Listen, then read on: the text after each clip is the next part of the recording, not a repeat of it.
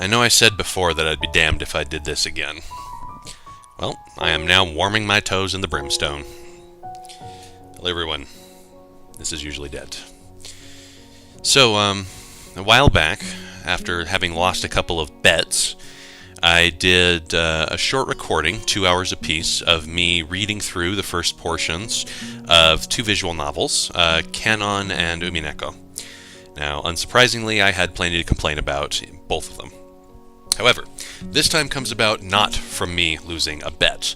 A good friend of mine, a member of my Ibunshu community, has thrown out the accusation that I am entirely too harsh on this, Katawa Shoujo, and not giving it a fair trial, being incredibly prejudicial, and saying that I should try it before I talk bad about it. So here I am. I'm here to pick up the gauntlets and beat myself up with it.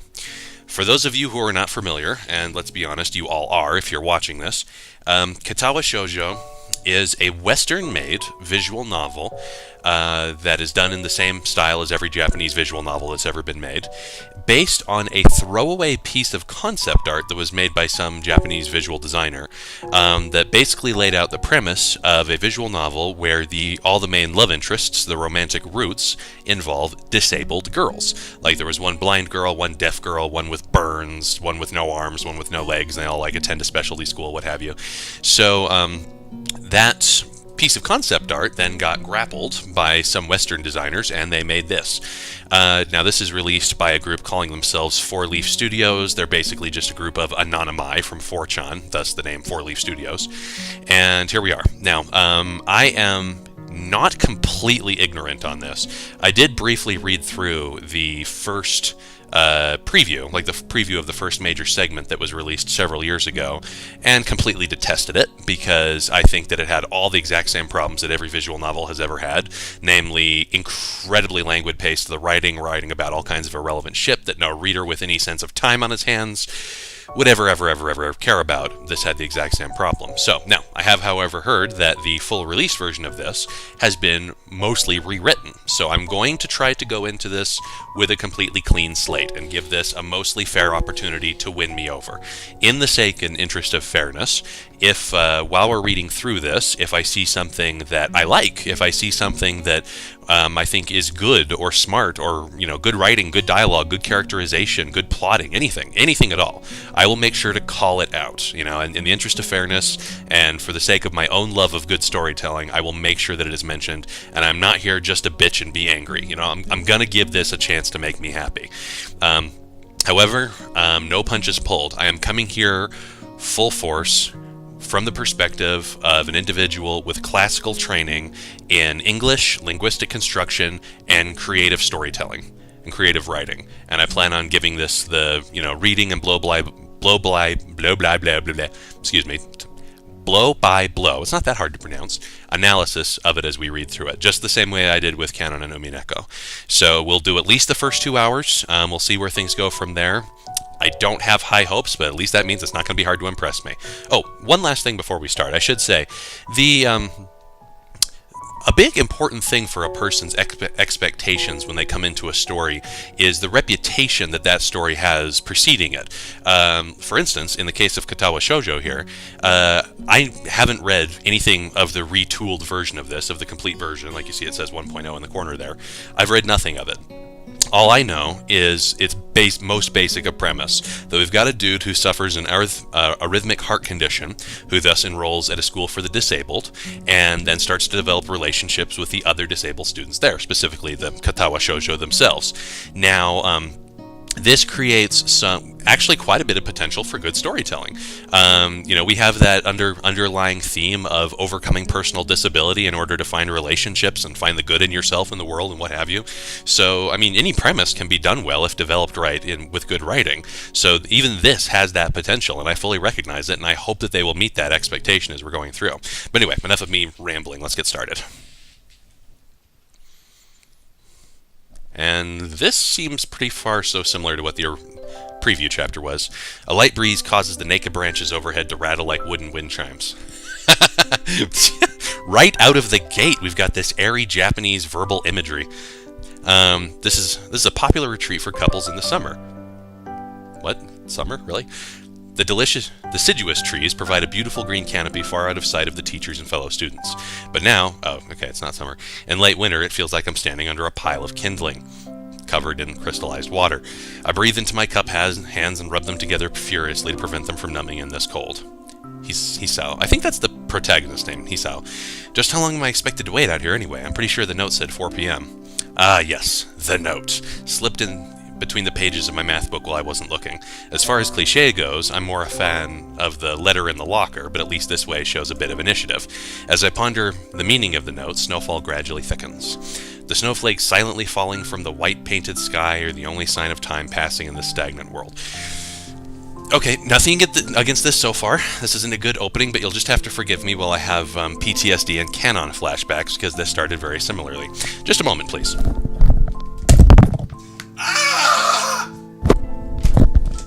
Okay, sorry about that. We can proceed now. Their slow descent upon the frozen forest makes it seem like time has slowed to a crawl. Blah, blah, blah. Rustling of the dry snow underfoot startles me, interrupting the quiet mood. Someone is approaching me from behind. Hisao, you came? A hesitating, barely audible question. However, I recognize the owner of that dainty voice instantly. I feel my heart skip a beat. Ooh, a little bit of foreshadowing, that's neat. It's a voice I've listened to hundreds of times, but never more than an eavesdropper to a conversation. I turn to face this voice, the voice of my dreams, and my heart begins to race. Another bit of... Yeah, this so far seems pretty much exactly the same to the preview chapter I read years ago. Iwanako? Yeah? Iwanako? I got a note telling me to wait here. Was it yours? Damn it, I spent all afternoon trying to come up with a good line, and that was the result. Pathetic. Yes. I asked a friend to give you that note. I'm so glad you got it. A shy, joyous smile that makes me so tense I couldn't move a single muscle even if I tried. Daw. Ooh. That's like a Bioshock effect right there. My heart is pounding now, as if it were trying to burst out from my chest and claim this girl for itself. So here we are, out in the cold. Once again, the wind stirs up the branches. The cacophonous noise is music to my ears. Iwanako flinches ever so softly against a gust of wind. As it passes, she rights herself, as if supported by some new confidence. Her eyes her eyes lock with mine, and she lazily twirls her long dark hair around her finger. All the while, the anxious beating of my heart grows louder. I don't know if there's any way I can put the mouse where it's not, like, interfering with the action here. My throat is tight. I doubt if I could even... using that literary device twice, if I tried. You see, thump, I wanted to know, thump, thump, thump, if you'd go out with me, thump, thump, thump. I stand there, motionless, save for my pounding heart. I want to say something in reply, but my vocal cords feel like they've been stretched beyond the breaking point. Beyond the breaking point, so your vocal cords are broken. Might have been better to say to the breaking point, but that's nitpicking. I reach up to try to massage my throat, but this only sends spikes of blinding pain along my arms. Hisao! Hisao-chan! My whole body freezes, save for my eyes, which shoot open in terror. Can eyes really shoot? I don't think eyes can shoot. Hisao! Sorry. Hisao! The beating in my chest suddenly stops, and I go weak at the knees. The world around me, the canopy of ooh, this is a neat visual effect. Bare branches and dull winter sky, and Iwanako running towards me, all of these fade to black. The last thing I remember before slipping away are the sounds of Iwanako screaming for help and the incessant clatter of the branches above. Alright, so, I've said it many, many times, and I'll say it again here. I have nothing against the visual novel format in and of itself. Wait, is this animated? Oh, it might actually be. I have nothing against the visual novel format in and of itself. Indeed, like any storytelling format, I feel that it has its strengths and weaknesses.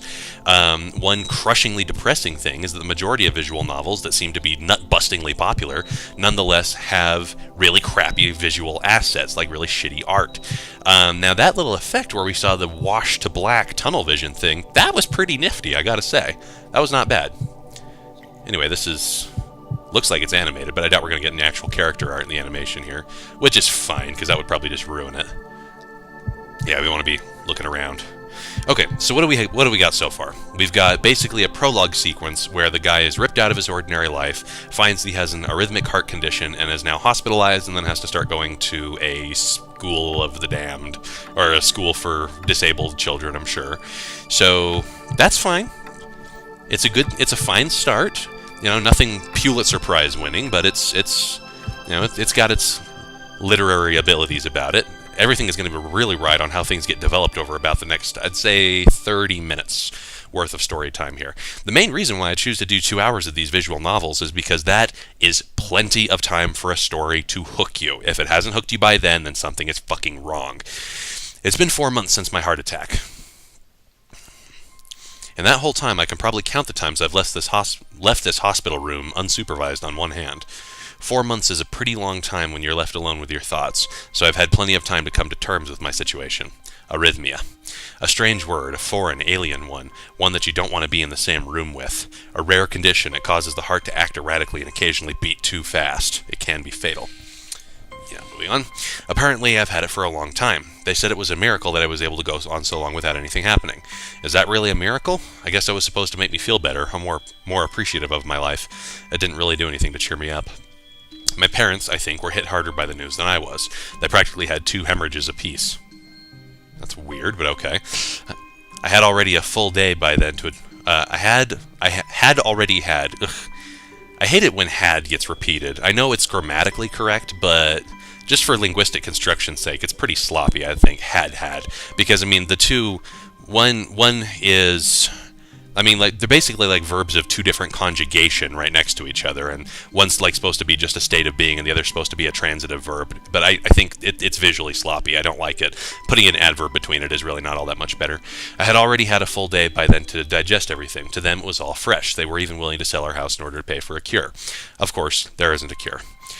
Because of the late discovery of this condition, I've had to stay at the hospital to recuperate from the treatments. When I was first admitted, I felt as if I was missed. For about a week, my room in the ward was full of flowers, balloons, and cards. But the visitors soon dwindled, and all the get-well gifts began trickling down shortly nothing after. Blah. I realized that the only reason I had gotten so many cards and flowers was because sending me their sympathy had turned into a class project. Ooh, nice. Maybe some people were genuinely concerned, but I doubt it. Even in the beginning, I barely had visitors. By the end of the first month, only my parents came by on a regular basis. Checking to make sure I'm still recording. Iwanako was the last to stop visiting. Yeah, I can see that. I mean, like, a teenage girl's got her life to live. She can't be dating a cripple. After 6 weeks, I never saw her again. We never had much to talk about when she visited anyway. We didn't touch the subject that was between us on that snowy day ever again. To the hospital? It's really not a place I'd like to live in. The doctors and nurses feel so impersonal and faceless. I guess it's because they're in a hurry and have a million other patients waiting for them, but it makes me feel uncomfortable. For the first month or so, I asked the head cardiologist every time I saw him for a rough estimate of when I'd be able to leave. He never answered in a straightforward way, but told me to wait and see if the treatment and surgeries worked. So, I idly observed the scar that those surgeries had left in my chest while slowly change its appearance over time, thinking of it as some kind of an omen. I still ask the head cardiologist about leaving, but my expectations are low enough now that I'm not disappointed anymore when I don't get a reply. The way he shuffles around the answer shows that there is at least some hope. At some point I stopped watching TV. I don't know why, I just did. Maybe it was the wrong kind of escapism for my situation. I started reading instead. There was a small library at the hospital, although it was more like a storeroom for books. I began working my way through it, one small stack at a time. After consuming them, I would go back for more. I found that I like reading, and I think I even became a bit addicted. I started feeling naked without a book in my hands, but I loved the stories. That's what my life was like. The days became increasingly harder to distinguish from each other, differing only by the books I was reading and the weather outside. It felt like time blurred into some gooey mass. It felt like time blurred into some kind of gooey mass I was trapped inside. That's a bit clunky, but it's not too bad. Instead of moving within. A week could go by without me really noticing it. Sometimes I'd pause in realization that I didn't know what day of the week it was. Other times, all the things that surrounded me would painfully crash into my consciousness, through the barrier of nonchalance I'd set up for myself. The pages of my book would start to feel sharp and burning hot, and the heaviness in my chest would become so hard to bear that I had to put the book aside and just lay it down for a while, looking at the ceiling as if I was going to cry. But that happened only rarely, and I couldn't even cry. Wow. Today the doctor comes in and gives me a smile. He seems excited, but not very. It's like he's trying to make an effort to be happy on my behalf. My parents are here. It's been a few days since I've last seen them. Both of them are even sort of dressed up. Is this supposed to be some kind of special occasion? It's not a party. There is a ritual the head cardiologist has. He takes his time sorting his papers, then setting them aside as if to make a point of the pointlessness of what he just did. Then he casually sits down on the edge of the bed next to mine. He looks me in the eyes for a moment. "Hello, Hisao. How are you today?" I don't answer him, but I smile a little, back at him. "I believe that you can go home. Your heart is stronger now, and with some precautions you should be fine. We all have your medications sorted out. We have all your medications sorted out. I'll give your father the prescription." The doctor hands a sheet of paper to my dad, whose expression turns wooden as he reads it quickly. So many. Yeah, welcome to the world. I take it from his hand and take a look myself, feeling numb. How am I supposed to react to this? The absurdly long list of medications. Well, this is nice. Staring back at me and filling the paper, it seems insurmountable. They all blend together in a sea of letters. This is insane. Side effects, adverse effects, it says contraindications? Contraindications? For once I've run into a word I'm not familiar with. I'm sure it's like some kind of prescriptive term. And dosages... Oh, contraindications. Okay, gotcha. And dosages are listed line after line with cold precision. I try to read them, but it's so futile. I can't understand any of it. Attempting to only makes me feel sicker. All this for the rest of my life, every day? I'm afraid it's the best we can do at this point. However, new medications are always being developed, so I wouldn't be surprised if we see that list fade over the years. Years? What kind of confidence booster is that? I'd have felt better if he hadn't said anything at all. Also, I've spoken with your parents and we believe it'd be best if you don't return to your old school. What? What? Please, calm down, Hisao. Listen to what the doctor has to say. Calm down? The way he says it tells me he knew full well that I wouldn't like it. Am I going to be homeschooled? Whatever of my concern shows, it's ignored. We all understand that your education is paramount. However, I don't think it's wise for you to be without supervision, at least not until we're sure that your medication is suitable. So I've spoken to your parents about a transfer. It's a school called Yamaku Academy, that specializes in dealing with disabled students. Disabled? What? It has a 24-hour nursing staff, and it's only a few minutes from a highly regarded general hospital. The majority of the students live on campus. I think of it as a boarding school of sorts. It's designed to give students a degree of independence while keeping help nearby. Independence? If it's a school for disabled, it's a school for disabled kids. Don't try to disguise that fact. If it was really that free, there wouldn't be 24-hour nursing staff, and you wouldn't make a hospital nearby a selling point. Of course, that's only if you want to go, but your mother and I aren't really able to homeschool you. We went out of there and had a look a couple of weeks back. I think you'd like it. It looks like I really don't have a choice. Compared to the other heart problems, people with your condition tend to live long lives. Compared to other heart problems, people with your condition usually tend to live long lives. You'll need a job one day, and this is a good opportunity to continue your education. This isn't an opportunity. Don't call it an opportunity. Don't call it a goddamn opportunity. And repeat yourself. Well, you should be excited at the chance to go back to school. I remember you wanted to return to school, and while it's not the same one, a special school, that's an insult. That's what I want to say. It's a step down. It's not what you think. All of the students there are pretty active in their own sort of way. It's geared towards students that can still get around and learn, but just need a little help in one way or another. Your father's right. And many of the graduates of the school have gone on to do amazing things. A person doesn't have to be held back by their disability. One of my colleagues is in another hospital as a graduate. I don't care. A person doesn't have to be held back by their disability. That's what a disability is. I really hate that something so important was decided for me. But what can I do about it? A normal life is out of the question now. It's funny. I had always thought that my life was actually kind of boring, but now I miss it. I want to protest. I want to blame this lack of reaction on shock or fatigue. I could easily yell out something now, something about how I can go back to school anyway. But no, I don't say anything. The fact is, I know now it's futile. I look around the room, feeling very tired of all this. The hospital, the doctors, my condition, everything. I don't see anything that would make me feel any different.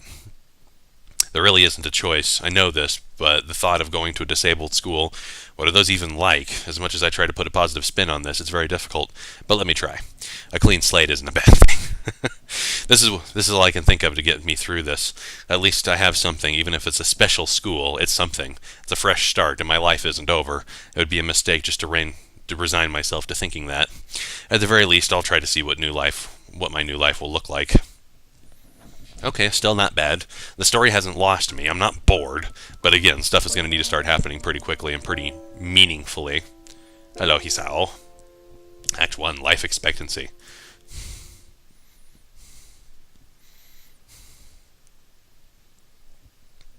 Ding, dong, dong, dong. The gate looked far too pompous for what it was. In fact, gates in general seem to do that, but this one especially so. Whoops. My bad. Red bricks, black wrought iron, and gray plaster assembled into a whole that didn't feel welcoming at all.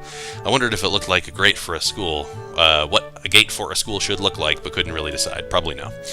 Of course, I didn't want to get stuck thinking about the gate for too long, so I entered through the brisk pace with a brisk pace that felt surprisingly good. Moving forward feels good. Yeah, it's been a while, so I'm having a hard time remembering, but I'm thinking this pretty closely follows the first chapter of that thing. They may have retooled some of the details, but the general narrative flow is pretty much the same so far. So I walked towards the main building of Yamaku Academy. Sounds like this is like a Yakuza hideout here. We're going to Yamaku, nande? With this brisk pace. I'm alone, as my parents are taking my stuff to the dorms, and there's supposed to be someone waiting for me.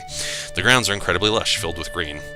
It doesn't feel like the kind of grounds a school would have, more like a park, with a clean walkway going past trees and the smell of fresh-cut grass and all other park-like things. The words clean and hygienic pop into my mind. It makes me shudder. I shake them off. Stay open-minded now. It's your new life. You have to take it as it comes. That's what I tell myself. Dun dun dun. A few big buildings loom behind the leafy canopies, too big and too many for just a school. Everything seems off. It's different from what I thought I knew about schools. It's an uncanny valley. Even though I was told this is my new school, from the back of my head it doesn't feel like one. I wonder if the feeling is real or caused by my expectations of a school for the disabled. Speaking of that, I don't see anyone else here. It's kind of eerie. It makes me wish there was somebody here I could anchor myself to something.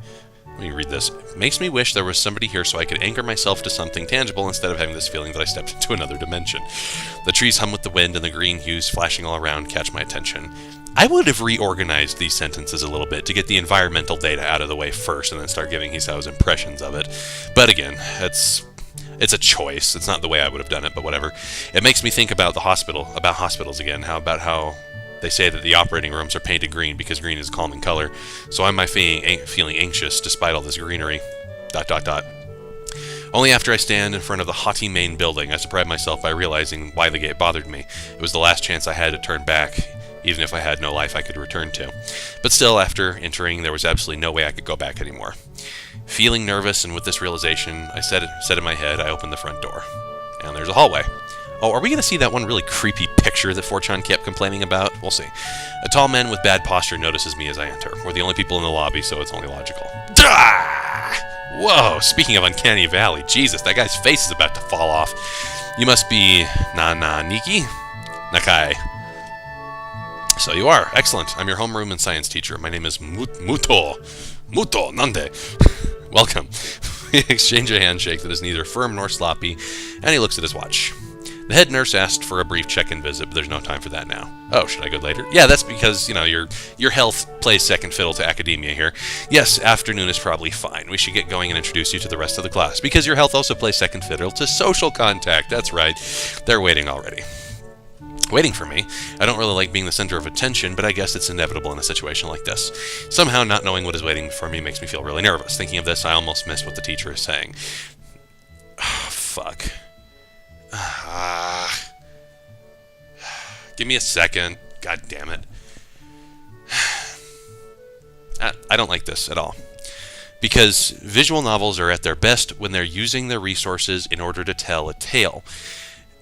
And when they do this, they start making the pretension to being a video game. They start making the pretension to interactivity, which they do not have. You shouldn't let me make this decision. I'm coming here with the faith that you've written a story that I'm going to enjoy. I don't really care to be a participant in this. Let me sit back and watch. So, do you want to introduce yourself to the rest of the class? Yeah, why not? Yeah, sure, isn't that normal? Of course, but not everyone likes to be the center of attention. You are one of those people. You just said so a minute ago, inside your own head. You're forgetting your own monologue, sir? Maybe arrhythmia affects, short-term memory as well.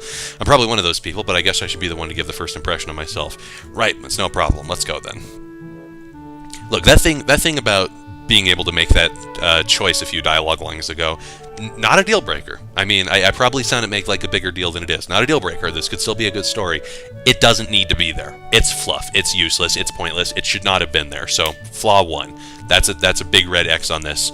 Again, not a deal breaker. I can forgive that, even if there's some scattered throughout the story, but it shouldn't be there. Anyway, my heart is pounding in my chest, and it keeps me thinking about my condition as I follow the teacher up the stairs. The third door down the third floor corridor is marked as the classroom for 3-3. Expectedly. Muto opens the door and enters. Ah, there it is. That's the portrait that gave Fortran nightmares. Good morning, everyone. I'm sorry I'm late again. I hesitate for a split second at the door, freezing on the spot. Get a grip. This is a big step, I know that, but there isn't any point to worrying so much about it, at least not this soon. Here's our class. Let's see if I can... That's probably Hanako right there, the girl with the burns. Not immediately recognizing anybody else. Okay, I follow the teacher into the classroom and look around, partially so I won't have to meet the curious gazes of my new classmates. It's pretty spacious, the ceiling is unusually high, and there's lots of space left over around in between the desks. An entire wall is taken up by blackboards, and the high, old-fashioned windows only make it seem larger. The students' desks are just standard wooden desks with a shelf underneath for books and wooden chairs with metal frames, simple and efficient, blah, blah, blah. Yeah, we don't need a super great amount of detail. I think we all have a pretty good idea of what a Japanese schoolroom looks like. You can just give us the details how this differs from a schoolroom. And hey, that girl in the corner has heterochromia. I wonder if she was dropped on her head as a kid. Well, we'll find out.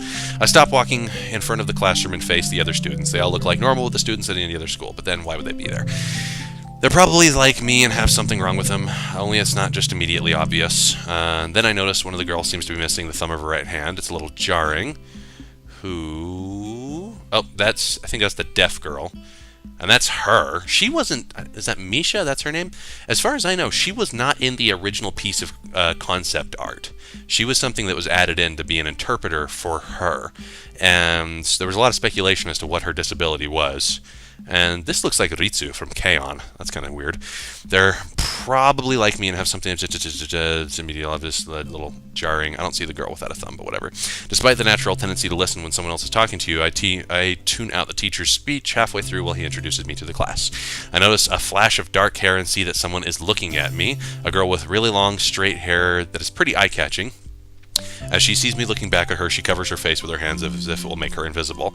There's one boy with a cane leaning against the lockers at the rear of the class. It's weird seeing someone so young with a cane. Another girl seems to be making some weird hand motions, sign language. That's probably Misha there. She peers over...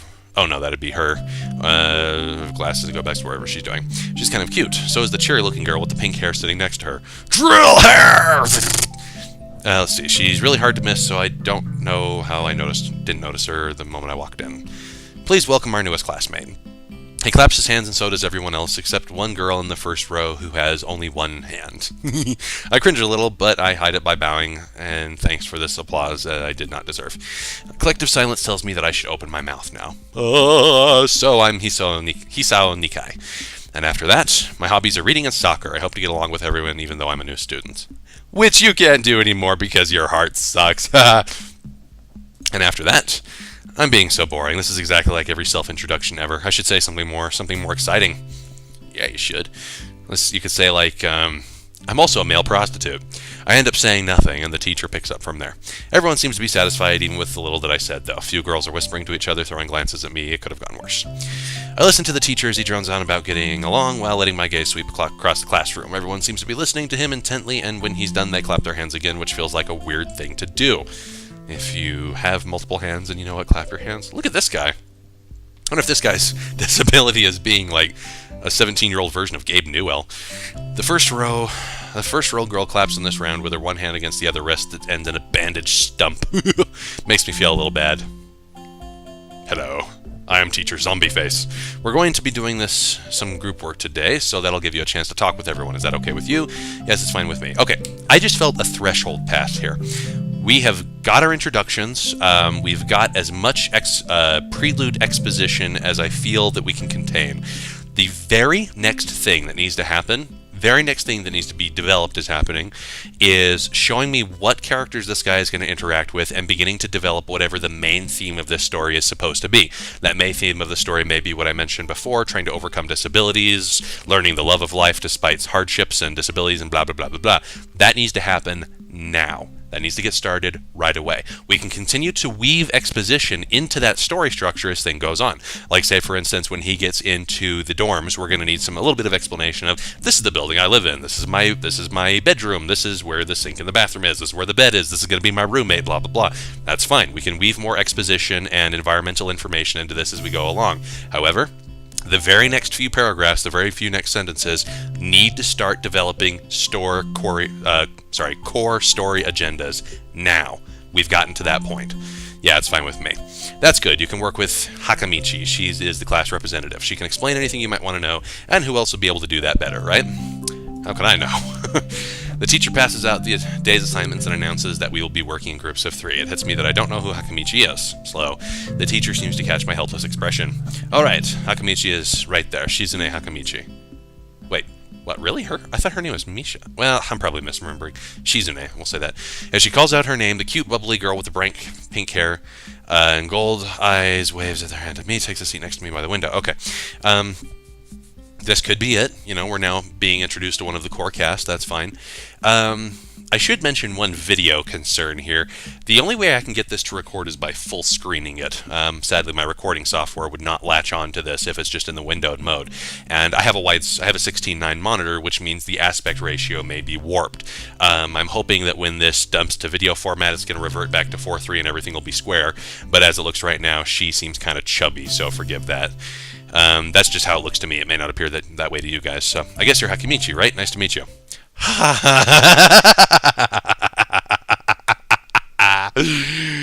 No, that wasn't me saying what she says, although I probably should do that every time she laughs. This was a meme, I remember.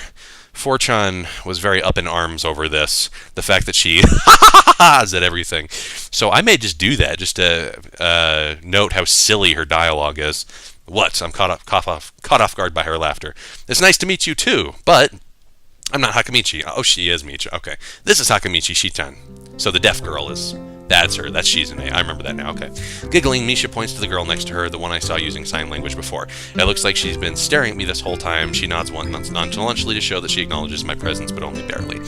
She has short yet carefully, neatly brushed hair. You don't need to tell me this. I can see it. A pair of oval-shaped glasses balanced on the tip of a dainty nose, dark blue eyes that seem to alternate every few seconds between analytical and slightly bored. Okay. I have been recording for roughly 32 minutes. I think that's good enough for our first video. So, I should say, I realize I haven't given it enough time, but remember that ultimatum I put to it before, that it needs to start developing the core story agenda. Now, it may be doing that. We don't know yet. It depends on how they develop things, but we'll probably end up seeing that in the next video. I will say that having these two come up and talk to me, that's the correct thing to have happen, and I'm hoping that gets developed well from here on out. So, okay. I don't know how far I'll go with this, at least 2 hours, but we'll come back later and see how things develop. It's nice to meet you. Katawa Shoujo.